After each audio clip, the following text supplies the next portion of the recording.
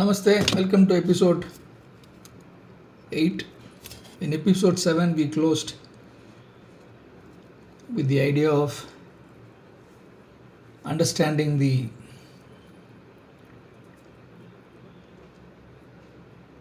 phrases like purification, transformation, evolution, self development, okay, with respect to a goal. And we also said that in the so-called spiritual journey or spiritual transformation or spiritual evolution process, the ultimate is to go and understand where you came from, the source, the para, or and when you want to go there, then we are basically saying going back to the Paramatma or Para or Parameshwara, Parandhama, Paramapurusha, Bhagavan, depending on what is the source that ultimately you understand and subscribe to and you want to do. In all the practices, Ashtanga Yoga is one practice, then the Shakta Marga superimposes a lot more on that. Okay, Vedanta is a lot more subtle. There is a practice around Vedanta, okay,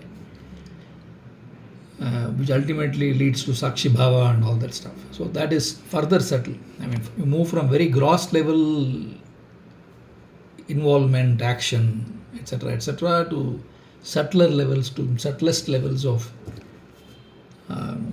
reaching the Paramatma. Okay.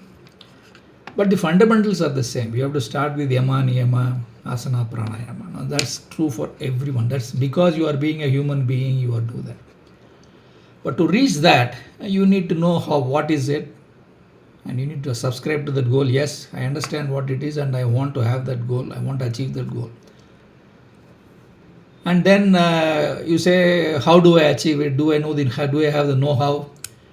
And then do you have a skill, okay, to do that, and then practice that skill, master that skill, and then keep evolving stage by stage. Okay. And then we said, what are the benchmarks at Annamaya Kosha, what is the benchmark? And then for Pranamaya Kosha, what is the basic requirement, which is the backbone straight and spine straight. And the benchmark for that was the backbone of Dadichi that we saw. I think it was in episode 5 or 6 that we talked about that. But the intensity with which you pursue this goal is normally, if you do into Sanskrit scripts, it will be classified as four levels. One is Adhama. Adhama means you are not doing anything. I mean, you are just living with the things that are endowed to you as a human being. You are enjoying this world and probably using it only for basic wellness, not even advanced wellness. Okay, basic wellness, basic happiness. Nothing specific. You are just doing it as long as that endowment is with you, and the day the endowment is over, pack your bags. Madhyama is, you probably understood a bit, not the total stuff. Probably not subscribed, but you want to try it out. Okay, you want to see whether it really works. You want to see some amount of benefit before you commit yourself too far. Okay, check out whether everything is actually true. You probably want to take the low-lying grapes. Okay, that's the basic effort that you try to do. Okay. And most of the schools are only trying to move you from Adhama to Madhyama to start with. From Adhama to Madhyama, middling, as they say. You try to deal with that little bit here and there, and then do that. This series of episodes I am doing is also that only. I mean, I am not giving you too much of know-how and expertise to do this, but trying to give you some awareness that it makes sense. Please consider that. Then Uttama. Uttama means the guy is now committed. He understands, yes, this is it, and I really want to pursue this, and he is trying to get deeper into that. The last one is Tivra. Tivra means intense. I will not stop without having this. I mean, while I am still alive, I will try to get the best out of this and then move to that. So Adhama, Madhyama, Uttama and Tivra are four kinds of, if you want to put a 4-scale rating into what is your effort in terms of getting knowledge and, practices, These are the 4 levels that we have, and you must know where you are. If you are an Adama, don't expect that you are going to reach the final thing in this birth itself. If you are Tivra, maybe you may get close. But still, we don't know. Okay. So, just because you did a few asanas and few pranayama here and there, and some meditation that you have done, you are not going to go to Parandama. Okay. You may get a taste of what is happening, what is the process, what are we talking about. Okay. So with that rider condition, okay, I am still we'll move into the next level of understanding, okay, in terms of this transformatory, purificatory, developmental process, evolutionary process that we are talking about. I want to introduce these 2 terms called Bhuta Shuddhi and Nadi Shuddhi here. Shuddhi means cleaning, cleansing, as they would say. Some people would say cleansing, some people would say cleaning, some people will say purification. The word purification comes from the ultimate standpoint of what a pure being can be. And the pure being is a yogic benchmark, okay, higher level of benchmark.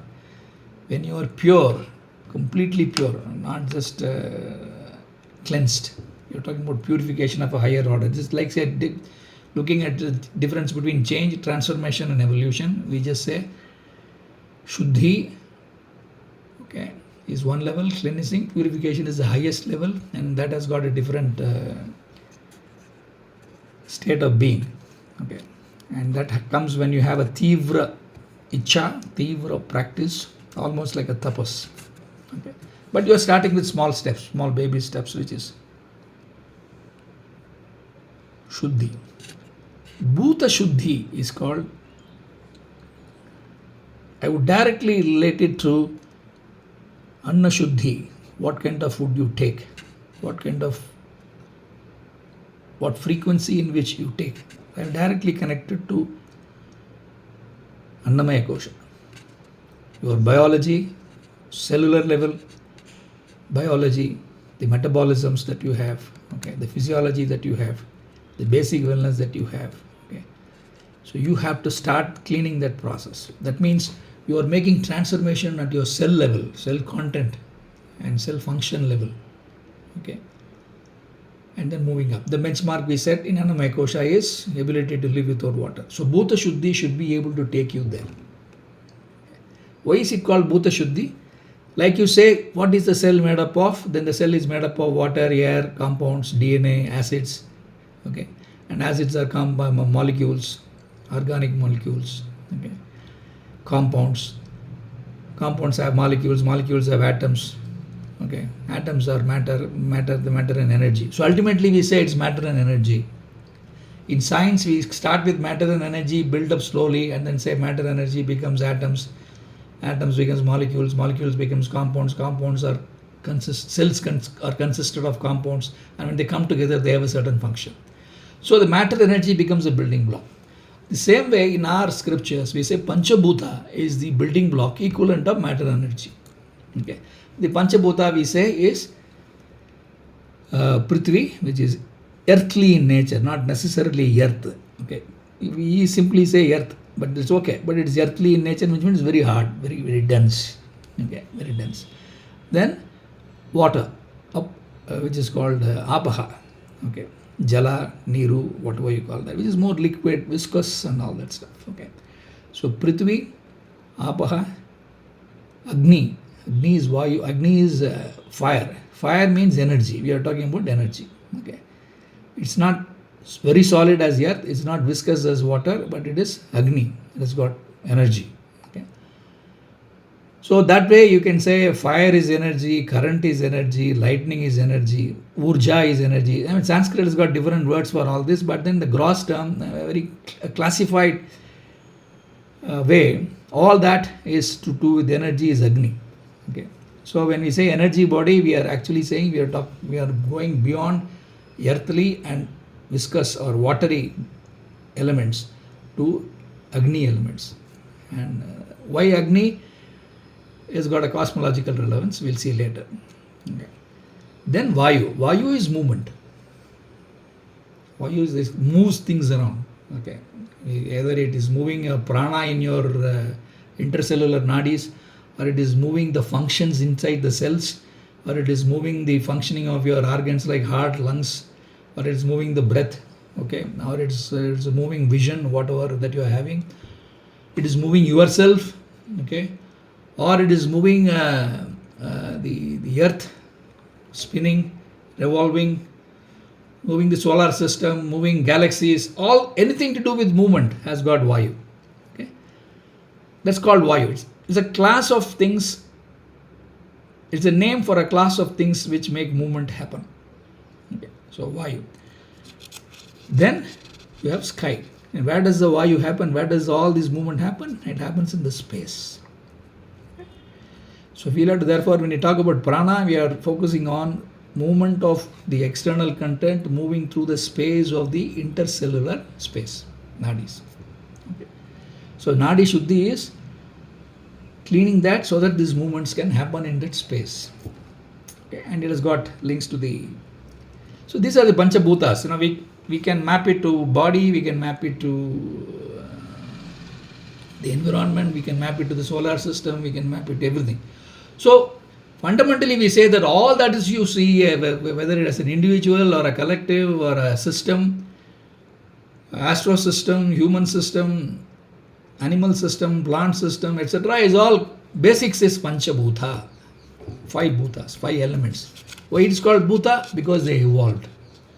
Okay, they just happened. Bhava, I mean, there's an etymological root to that. Bhu, bhava, whatever. Okay, they just came from there. So original source of all the matter and energy, therefore we say, is panchabhuta. Okay, and therefore here we start with Annamaya Kosha, where you have earth, food and water, which is basically earthly in nature, and water is viscous stuff. Okay, so Bhuta Shuddhi should, in the first level, okay, create yourself a certain amount of freedom from all the elements that constrict this, from the elements of earthly elements as well as watery elements. Okay. First 2 levels. The next 2 levels are Agni and Vayu. Okay. What they say, in some cases there is a Bhuta Sharira, they say, and they say there is a energy body. Physical body, energy body.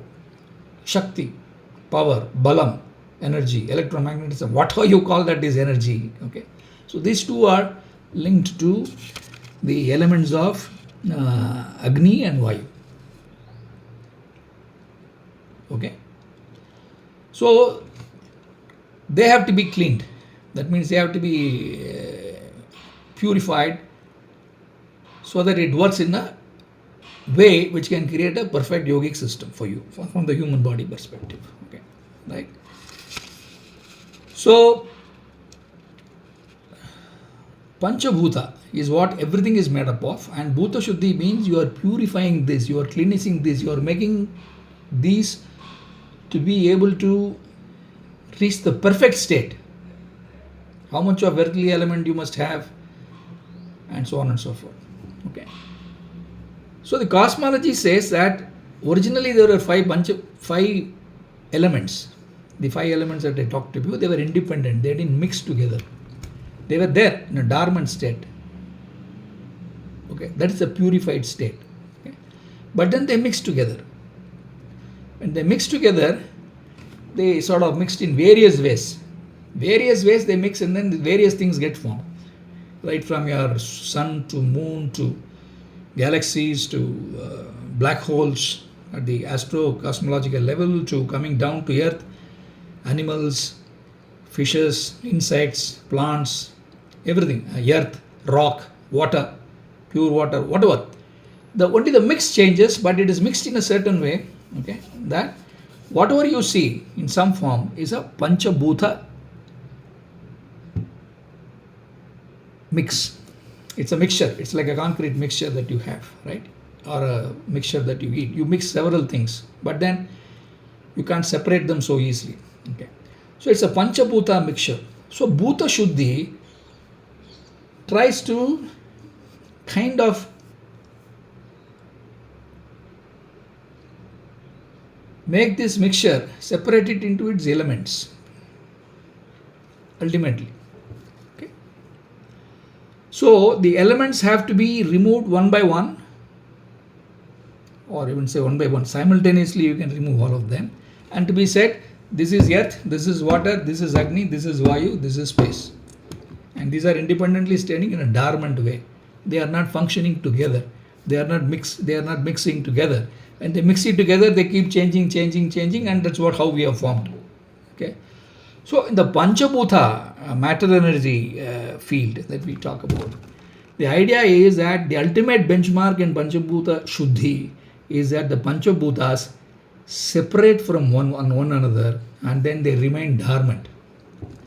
The question is, we as a human being or any form, like a book or also a pen or whatever, anything that is there in matter is existing because of the bhutas mixed together. If they are mixed together, then there is a entity, there is some object.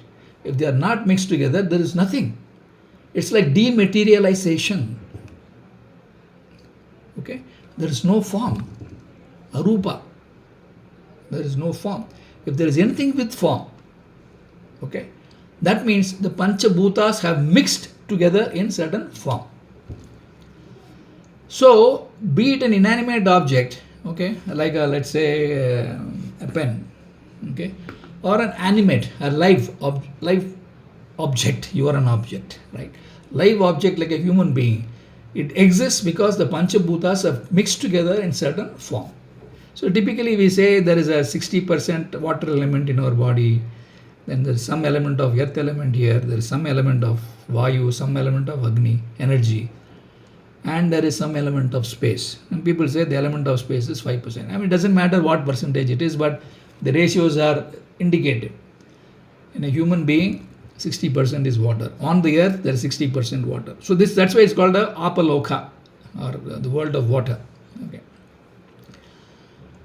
But then you need to, the whole exercise is to separate them together. Can you do it? It's difficult. I mean, it's beyond Ashtanga Yoga. I mean, you can't do that because you will die. You may not die, but you may disappear. Okay. So when you disappear, people say, some Siddha disappear, okay, and appear somewhere else. Okay. So when they disappear, essentially they have got a complete control on this Panchabhuta, that they can dismantle the Panchabhuta in here, go to another space, but they are still in space. Go to another space and then arrange them again, assemble them again. That's a Siddha level. That's a knowledge. But I'm not saying you need to get bewildered about that. But you need to understand that essentially what they are doing is they have got complete mastery on their Panchabhuta, okay, starting from the basic level of Bhuta Shuddhi of the Annamaya Kosha. Okay, that they can do that. So that is Bhuta Shuddhi. So what you are doing with having the right food at right frequency and giving gaps, pauses of no food, etc., is essentially towards this elementary LKG level of Bhuta Shuddhi. Okay. Now we'll stop Bhuta Shuddhi here. In episode 9, we'll go into Nadi Shuddhi, which is the intercellular spaces. Okay. Bye.